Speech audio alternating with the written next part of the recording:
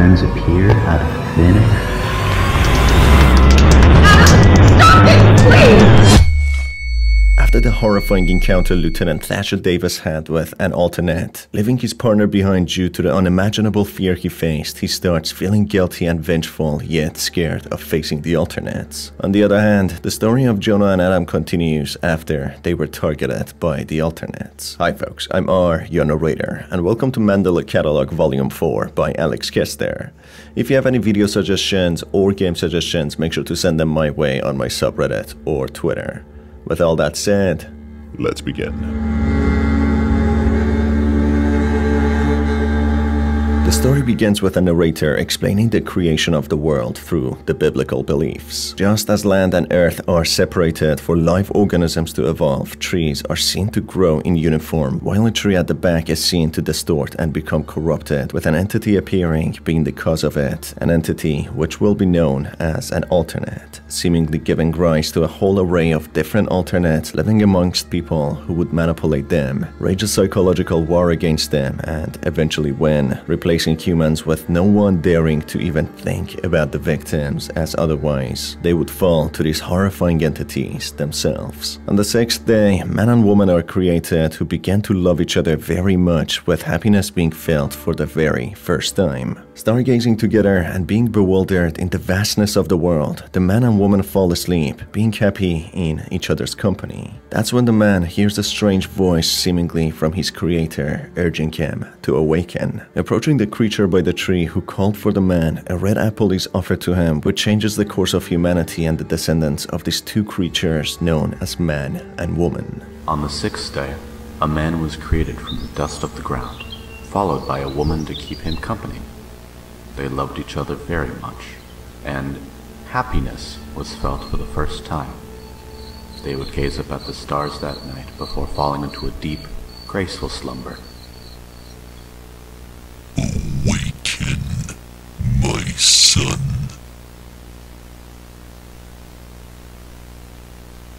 This night was different than the last.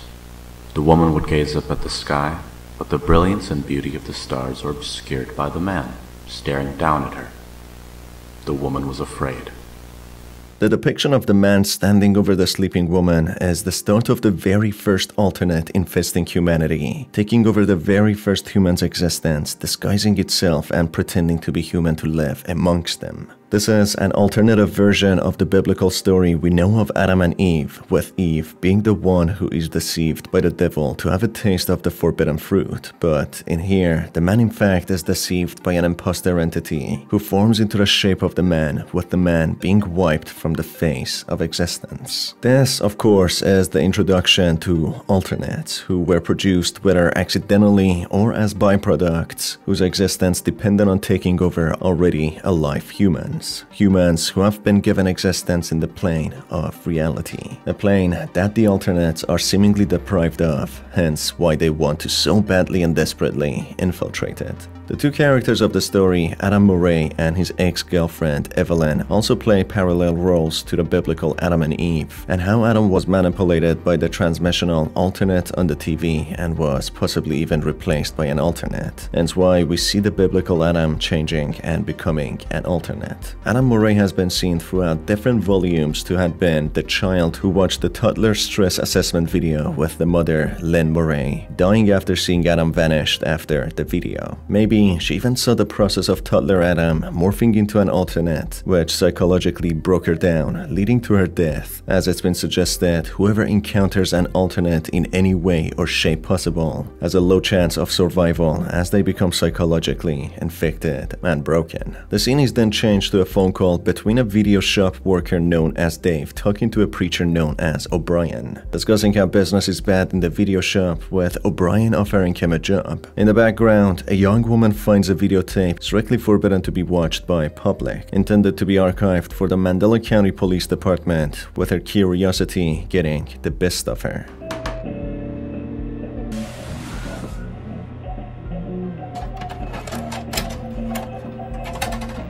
She plays the tape for it to be revealed, the toddler stress assessment video, a tape which the baby Adam Murray watched before and became targeted by an alternate. We will learn later in the video this young lady is Adam's ex-girlfriend, Evelyn. This also plays parallel to how Lynn Murray, the mother of Adam, saw baby Adam disappear after watching this video. As a result, she couldn't stand seeing her child disappear and morphing into an unspeakable entity, leading to her death. This is the time when Thatcher Davis, the young lieutenant, was in midst of investigating the strange disappearances revolving around alternates, which leads to him encountering the horrifying sight of a large alternate morphing into a human, which we learn he had survived, being amongst the exceptional few who survive alternate encounters. The scene then changes to two characters being investigated by police, seemingly into the future, being Sarah Heathcliff and Adam Murray. Evidence and information collected against them in different formats are played, with Sarah Heathcliff announcing on live TV that she has formed a paranormal investigation club, looking for a partner, where Adam Murray comes to play, contacting Sarah for the very first time, being the start of Bythorn Paranormal Society. Sarah Heathcliff, in fact, is the younger sister of Mark Heathcliff, a character who was lured by an alternate of his friend, Caesar, who would latch onto him and follow him back home, where Mark would barricade himself in his room for a few days, having a last stand against this horrifying alternate who mimics different sounds, even shooting at it a few times before giving up and ending this already lost battle. Thatcher Davis, who becomes involved in this case, finds fingerprints of his friend Caesar at the scene, which depicts that Caesar was also possessed and replaced by an alternate, who wanted to kill Mark as well, displaying how alternates change to the last bit of detail of a human body, even down to fingerprints. Who are you? Get away from me! No!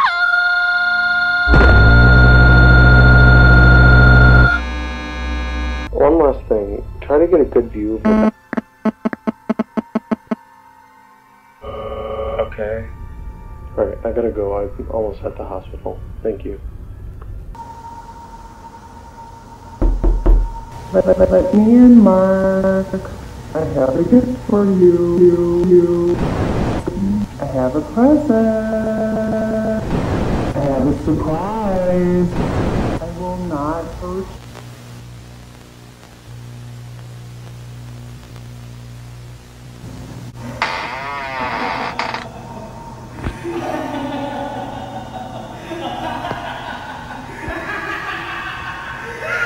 You fucking bastard!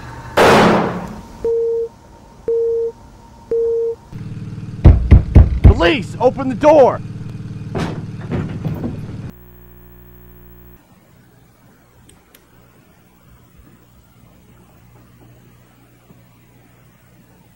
Oh. Jesus Christ.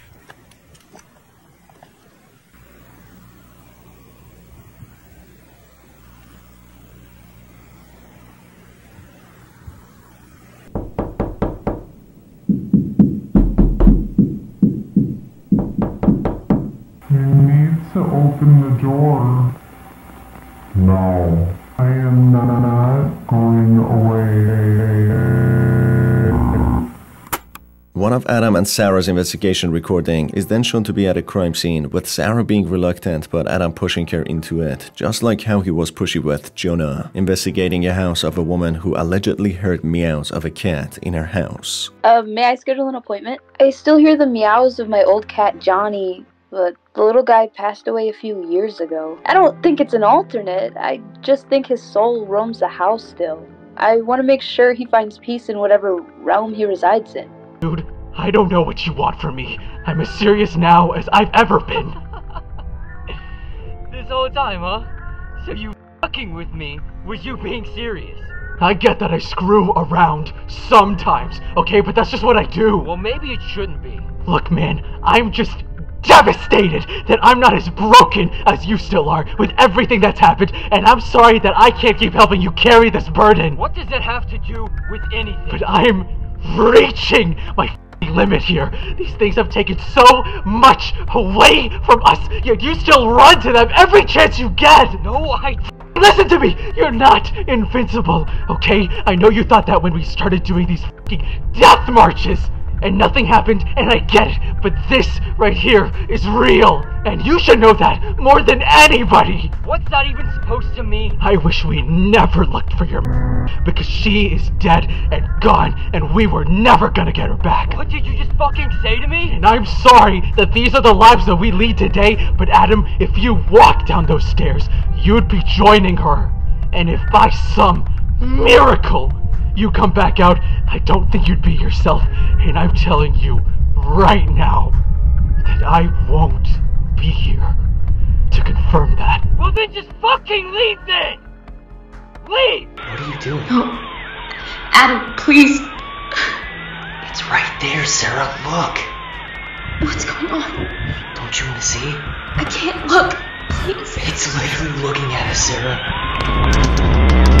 Adam, stop it, please! Adam tries to urge Sarah to watch a video he recorded at the scene with arms of many entities identical to human arms appearing from a dark, long abandoned house where the residents seemingly disappeared in, with these emerging arms belonging to the alternates who replaced them. Sarah, being uncomfortable and scared, refuses to watch, but Adam, instead of disposing it, archives it and keeps it for later, with Sarah refusing to work with him anymore, given his pushy and risky approach to investigating paranormal. Despite that, 2 years pass on, being 2009 now, with Adam seemingly being in his early 20s now, possibly 21, having finished college, given that he was born in 1988, seen in his username. This is the period where the events of Volume 2 take place, with Adam and Jonah visiting the lady's house, which was seemingly haunted by a ghost and not an alternate, but of course it was. Adam proceeds to delete the contact details of Jonah following the events that took place earlier, texting Sarah that he thinks Jonah is probably dead, fully having had an encounter with the alternate on the TV and eventually walking out of the house, stumbling on the abandoned car Adam and Jonah used. Back in Volume 2, we see Jonah starting to freak out, telling Adam not to go down to the basement of the alternate written house. But Adam, who seems to be looking for his mother, does anything and everything he can to do just that and understand the alternates better. Left with no other choice, a terrified Jonah leaves the scene with their car, leaving an adamant Adam behind. But unlucky for Jonah, he becomes targeted by an alternate who latches onto him, seemingly killing him,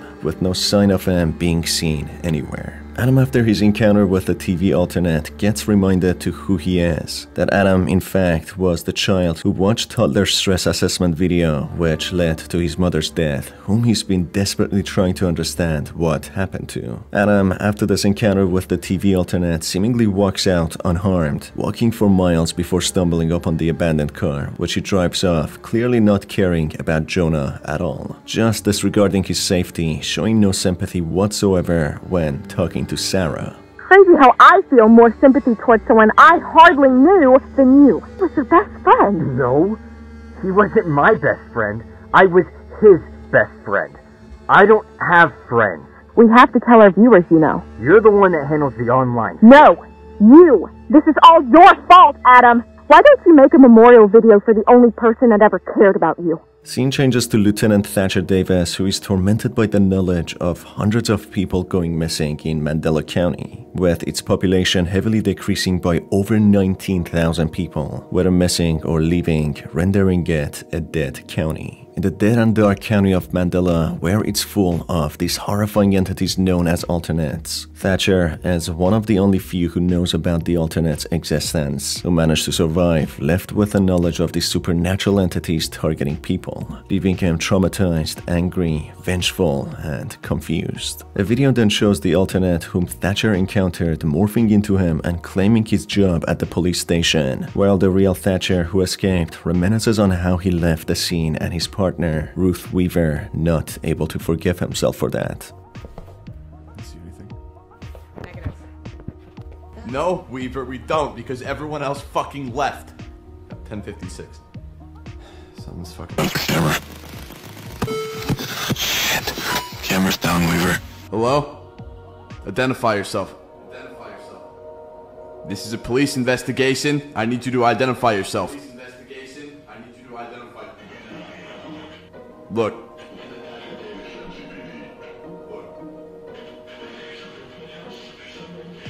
What do you want?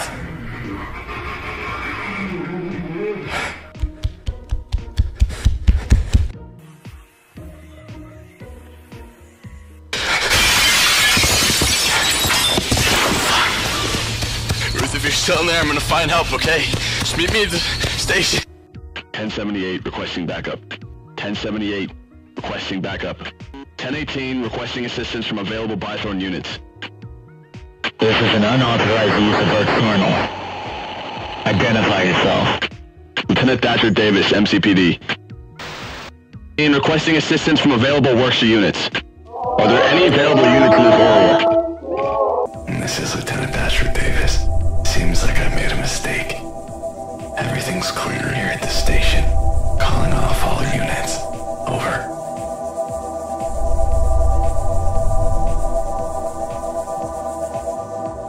Afraid of your own reflection, Lieutenant.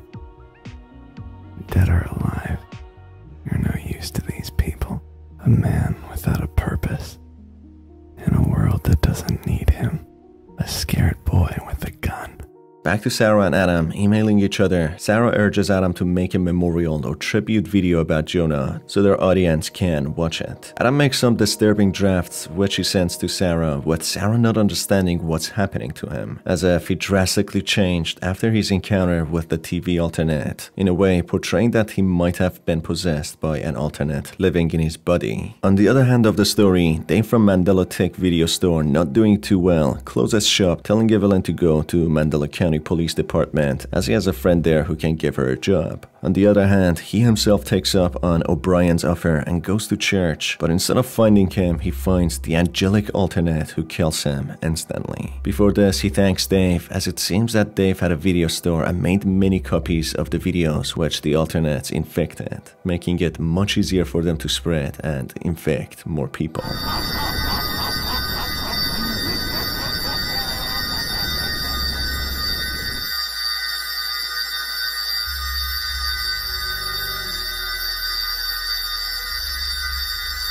Evelyn at the police station finds files about Adam's parents, how in 1992 a phenomenon was happening to children, hence why doctors created a video known as the toddler stress assessment to analyze their behaviors. In this case, Adam didn't show any sort of reaction whatsoever, as if depicting he suffered from the same phenomenon that happened to many children, a phenomenon involving alternates which seemingly possessed them, completely replaced them, or heavily manipulated them in their lives.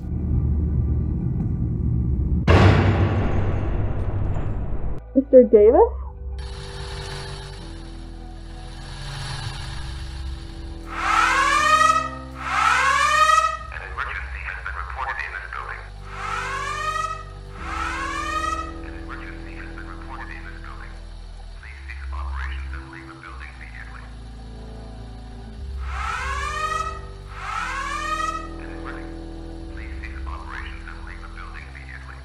Back to Sarah and Adam emailing each other. Adam gets multiple messages to why he edited the videos as such, with Adam seemingly not knowing what she's talking about. That's when he gets anonymous emails directed at him, with the computer glitching and distorting into an alternate, revealing itself to be the intruder or the alternate from the TV. The flicker of the TV illuminated his bedroom, drowning out the darkness with his favorite programs.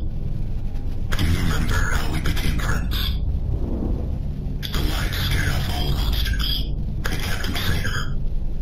Do you remember my face?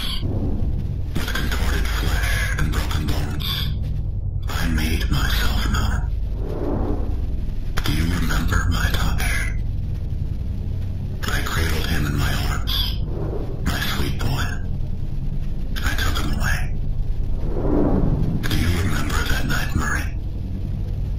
When you stare into the mirror, you see the same monsters from your bedroom, don't you? Your skin is not your own. You're not the real.